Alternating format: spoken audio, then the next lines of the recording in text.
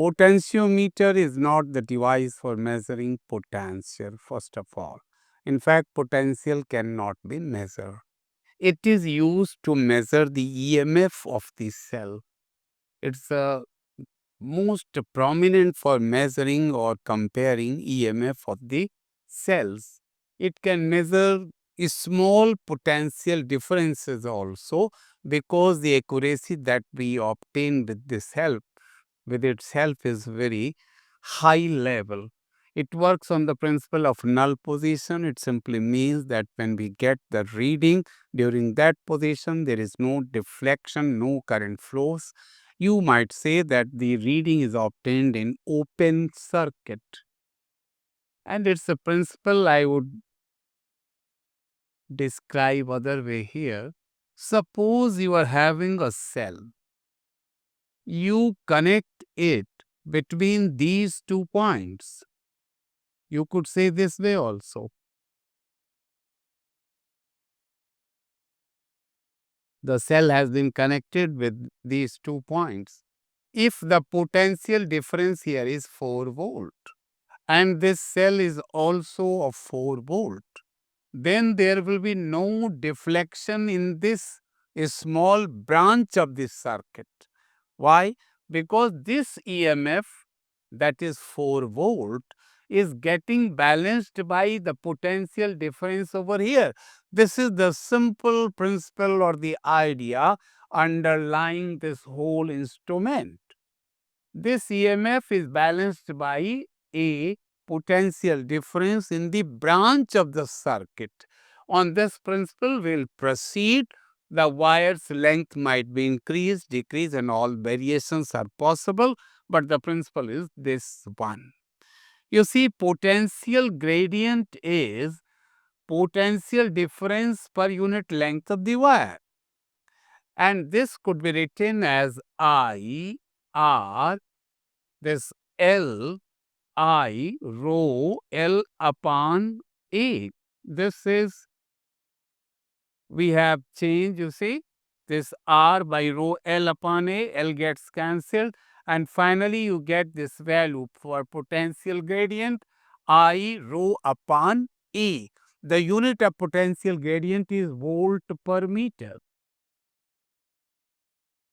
In normal potentiometer, we follow that the range of this potential gradient always lies between 10 to the power minus 2 and minus 3 volt per meter.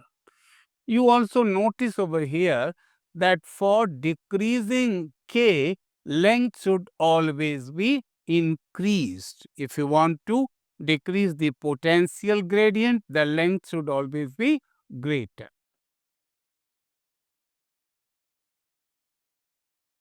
For drawing the diagram, it's here. But prior to that, we'll see this is a long wire. Actual potentiometer has been shown here, but the underlying principle has been depicted here. One long wire, MN. One side is primary, the other side is secondary circuit. In one side, you find a battery, rheostat, and key. In the other side, you have the cell and the galvanometer. You will term them as primary and secondary circuit. Primary circuit is arranged by U, and secondary circuit means the cell, the EMF of which is to be measured along with the galvanometer. With the help of this cell, that is deriving cell, means it will provide the deriving force for the whole experiment. This cell is going to produce a potential difference across N. And if unit length is having the potential difference K, L length will have the potential difference KL. We just make this arrangement and try to slide down the jockey with the galvanometer. When we obtain null position in the galvanometer, we would measure this length. This is M, Mj. This is J, this is M, Mj equal to L. Then if you are getting the null position at J, it means length is L, and E is going to be equal to K into L.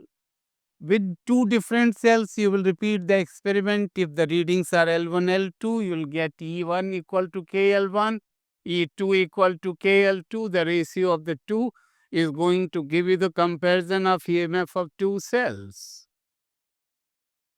But you see, for increasing the sensitivity of potentiometer, one has to always get the readings greater, and for that you need a greater length of potentiometer wire. Sometimes it is more than even 10 meter, and 10 meter length is quite substantial one. Then what we do, we go on repeating the wire on 1 meter dashboard only. That wire is repeated many times, and those 2 points M and N over here have been shifted like this.